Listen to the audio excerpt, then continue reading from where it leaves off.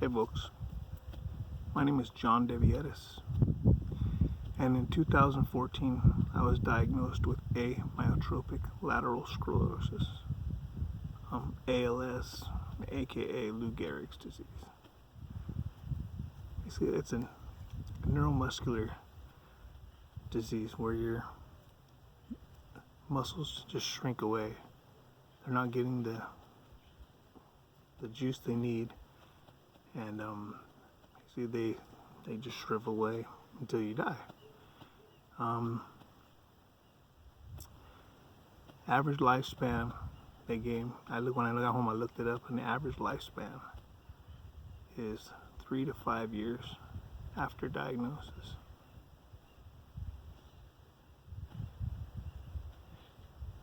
But in 2017, I beat it.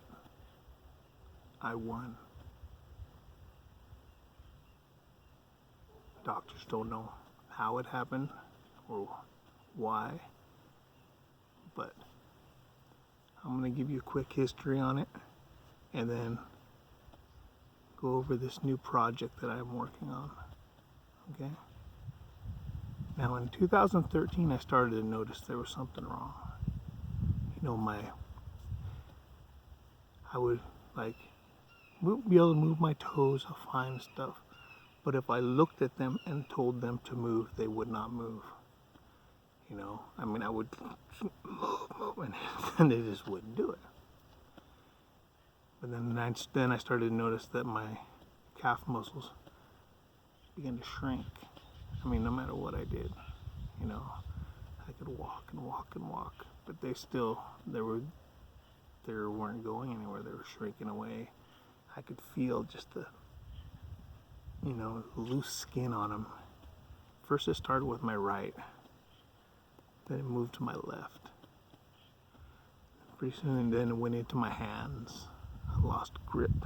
I was dropping things, and just it was nothing good, But after my diagnosis, I started going to the ALS clinic down in Fresno, California, UCSF run, down at Community Regional. And, I would go to these clinics like every 3 months, and I would see, 5 to 6 specialists on each visit. And they would go over basically the progression of this disease. It was kind of depressing because every time I would go, you just slowly see, all my functions were going downhill.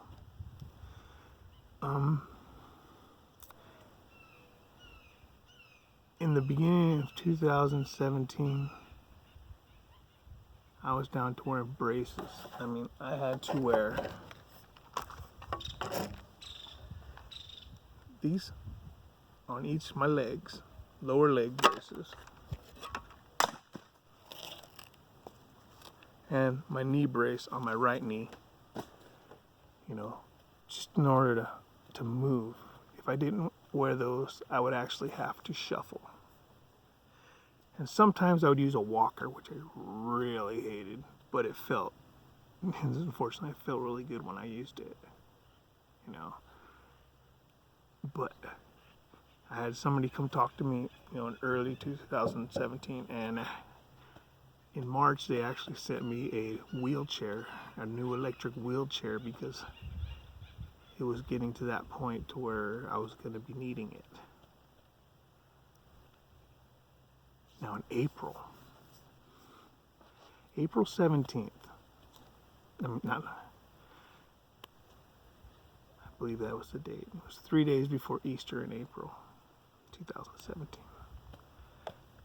I got out of bed and I fell and I cracked my head on my dresser. I didn't lose consciousness, but I did split my head open.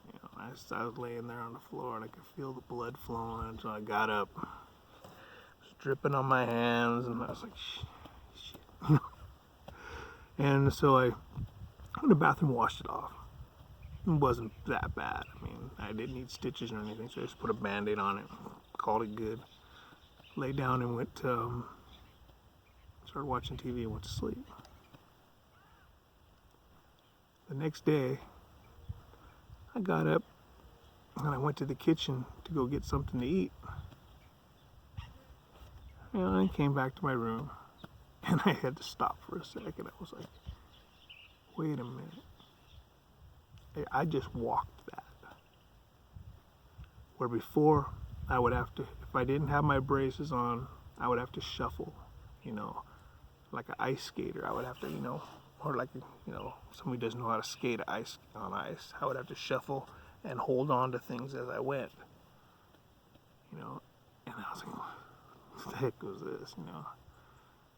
So I started moving around. I was like, this is weird. And then I stood on my tippy toes.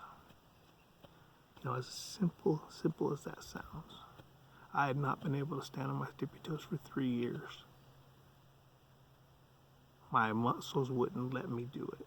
I mean, I would look at it and say, stand on my tippy toes, and it wouldn't move. Same with the doctor's test. He would tell me to push, you know, push on his hand with my foot like that, and I couldn't do it. But then I was like, oh crap. So when I showed my mom, I was like, look what I could do. Then I put my shoes on, you know, without braces. And I was walking around my driveway here. You know, I started picking up my speed a little bit. So then I decided, I'm gonna run. So I ran up to the gate back there. Got about halfway there and I pulled a muscle in my leg, and of course, you know, I hit the ground. I was like, it hurt so bad. It hurt so bad. But as I laid there, I could feel the blood flowing through my calf muscles. A feeling I hadn't felt in years. I mean, I could feel there was stuff going on in there, and I was just like, wow, what is this? You know. And I went in the house and I called my ALS worker up here, Margie Petrakis. I called her and she was like, what? She couldn't believe it, you know. Then everything, you know, I was afraid the next day I was going to wake up and it would all be a dream, but it wasn't. On 8 days later, I had a scheduled ALS clinic appointment. So now before, I would walk into there with those braces on, with a walker, which I had used a walker, but it felt really good. But I would walk in like that every time. This time I strolled in shorts and flip-flops. And they were like, what? What's going on, you know? What's going on? You know, every one of them, you know, I went and saw Irvin, my respiratory tech, you know, and he, poor guy, I was telling him my story, and he was like, look what you did. You know, I gave him goosebumps. And I actually made him cuss. Don't tell nobody. I made him cuss because when I blew my test, my points went up 30 points. Went from like a 50 to an 80. And he turned around and said, you know, he had never seen a jump like that at all. You know, and in all the years he's been doing that, he'd never seen somebody jump like, you know, have scores jump like that. And I went and saw, you know, Erin, my speech therapist, and she was, you know, over the top too, because she read me her last report from my last visit before that, and she was scared for me. She said when I left, she was actually, you know, depressed, you know, bummed out because she didn't like the way that number was going, you know, what it was going. But she was over the top too. Of course, then I went to my mobility, and I mean, it was like night and day. And they were tripping out because there are records. There are records of my what do you call it, just the progression of the disease going boom, boom, boom, down, down, down. They were the one that recommended me for a wheelchair, you know. And then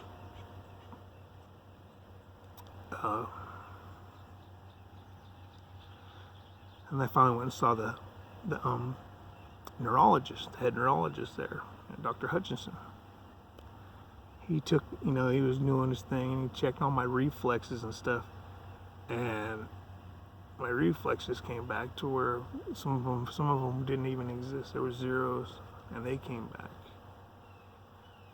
You know, and he looked at me, and he said, he asked me straight up, he said, "So when are you gonna write your book?" I was like, wow, you know. And he goes, "You know, you're cured." I go, "Well, how the hell does that work?" He's all, I don't know. I don't know. So I spent a long time after that trying to find out really what the hell happened. I wrote to every college, and I looked through every ALS, you know, studies in every college, you know, UCLA, you know, UC San Diego and stuff. You know, I even wrote to the Golden West chapter of the ALS Association up here, and nobody answered me back.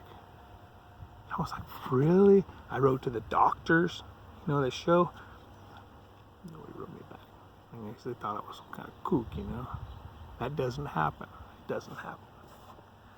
Then I wrote to the main ALS Association office. They finally returned my call, my message.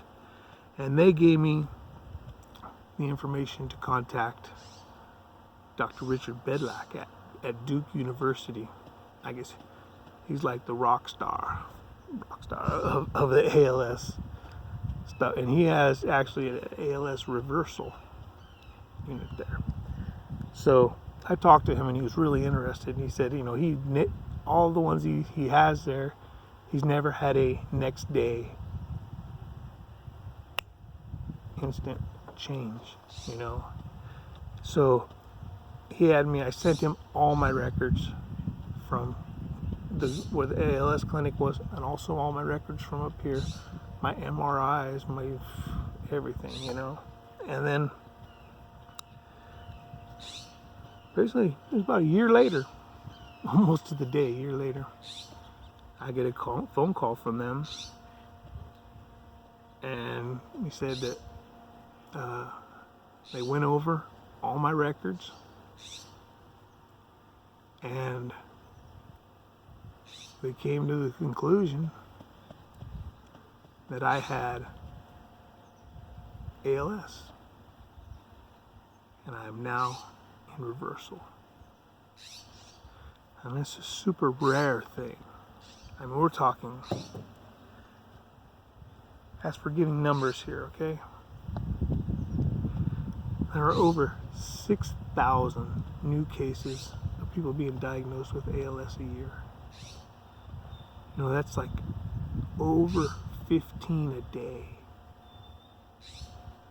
You know, and that's people being handed a death sentence. And out of his testing since 2011, I am number 38.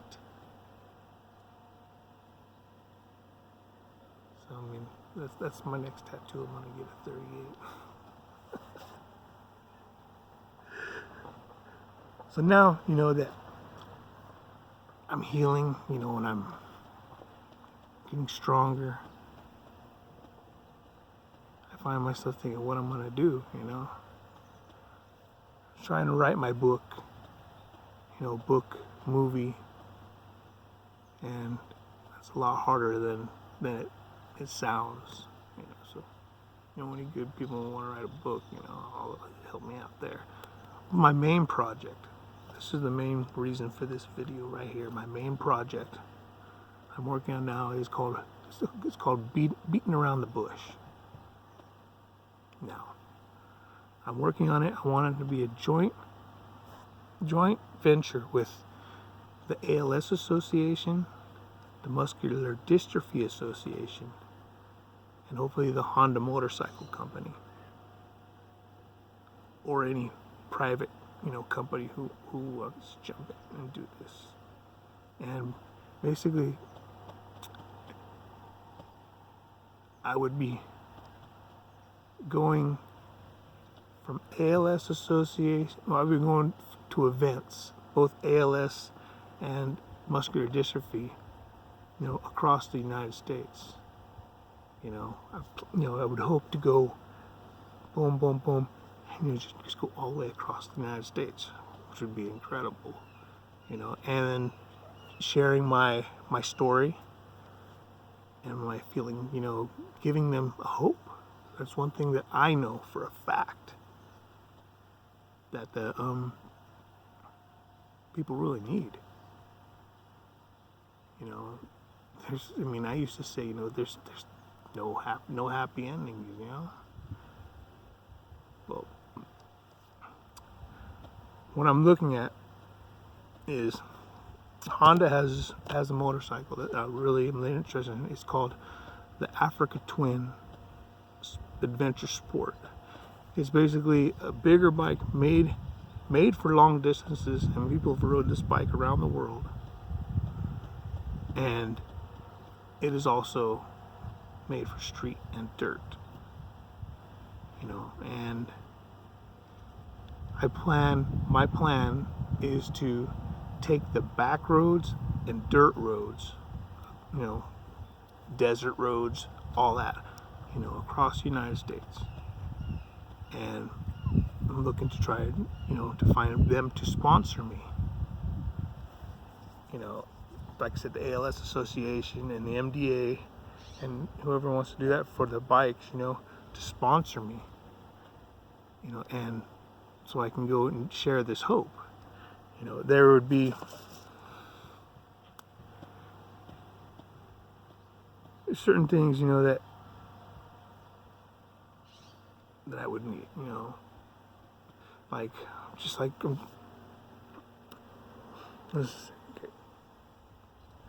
the ALS Association and the Muscular Dystrophy Association are like this.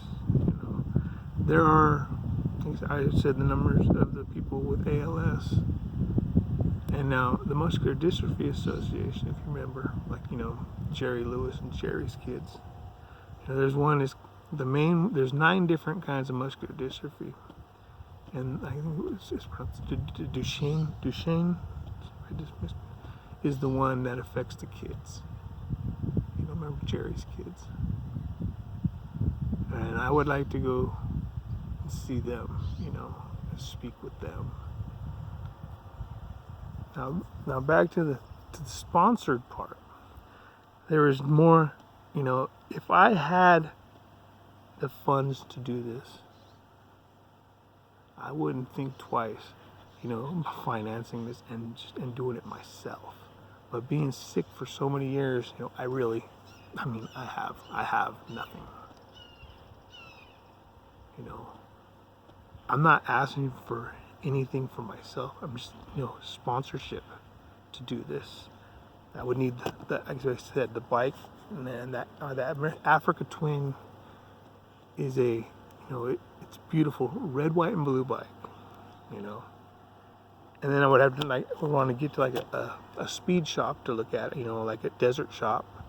We may have to, do something with the suspension because I am a bigger guy, And then there would be gear on the back, so I want to make sure that I have plenty of suspension and electronics, GPS that would help me route the dirt roads, and trails and stuff to get to my destinations.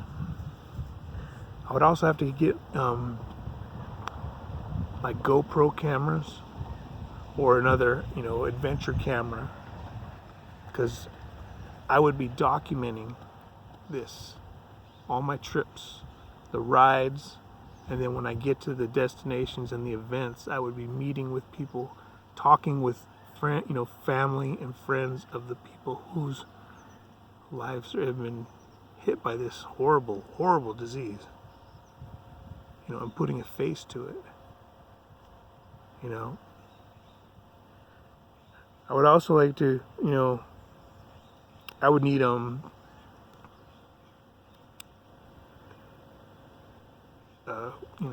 like gear. I mean, I would not want, especially for going to see the kids.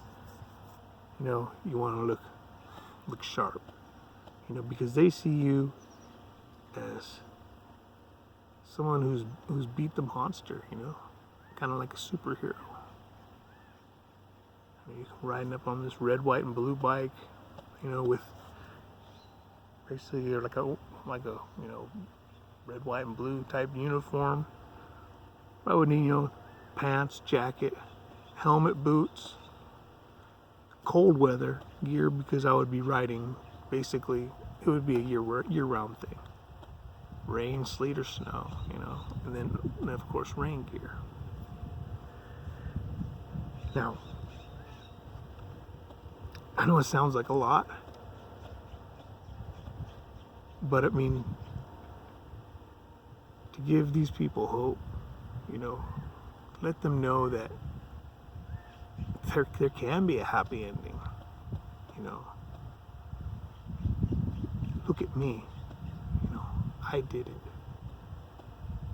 And I can't think of anything better than just to help people. I'm not looking for anything out of this.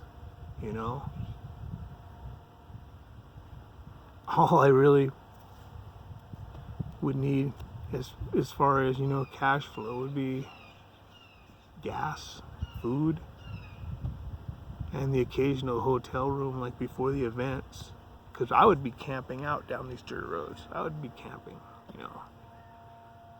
But like I said, the occasional hotel room, like before an event, go in there and take a shower, get spiffy, or if the weather gets really, really, really bad, you can get, find shelter like a hotel room. So what I'm asking for is sponsorship. Who wants to help? Put a smile on these kids' face. Give hope to the people who've been diagnosed with ALS, especially the people who are newly diagnosed, because I know that lost feeling. The lost feeling. Because when I first got diagnosed, I went and looked up all these things. First I looked up reading stuff, then I looked up videos, and I found, Steve Gleason. With Team Gleason, he was a Saints player. Saints, of course. And I went over and, watched his story. And it helped me get through. So if I could be that person for somebody, go up and shake their hand, let them know, hold their hand, let them know they're not alone. So I mean, I know I'm probably babbling, but this project means a lot to me. It means a lot to me. And it's like I sat there and wondered, what am I gonna do? What now? And this is the now. I was saved for a reason. I was saved for a reason, and that reason is to help people. So now I'm asking for people to help me help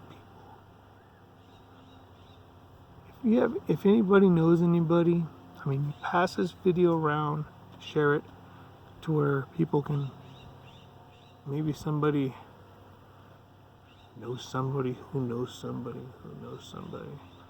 I've pitched this, I think I said it, but I don't remember, but I've pitched this idea to the Discovery Channel, I think the Travel Channel, and the National Geographic Channel. to put a face to ALS. I mean, the ice bucket challenge did so much for ALS, but near the end of that, I could see that it almost turned into just something to do. Like all my friends did it, I'm gonna do it. Then it really kind of lost its purpose. It made a lot of money, but I mean, as far as the social media went, but there wasn't a face to it. And this project, I want to put a face, like I said, to the people who are hit by this disease. Not only the patients, but the families and friends. So once again, thank you for your time watching this. If anybody has any ideas or any input on who I can talk to, or what doors I can knock on. My name is John Devietis. Last name is D as in David, E, V as in Victor, ILLIRES. And my email is devilzone@yahoo.com. That is DEVILSOWN@yahoo.com. And please feel free to drop me a message. I mean, I need to make this happen. This is the reason why this happened to me. People say, "Oh, you're a miracle, you're a miracle boy, you're a miracle boy." Well, this miracle boy has to help, and I need help to make this help. That made any damn sense. But thank you again for your time.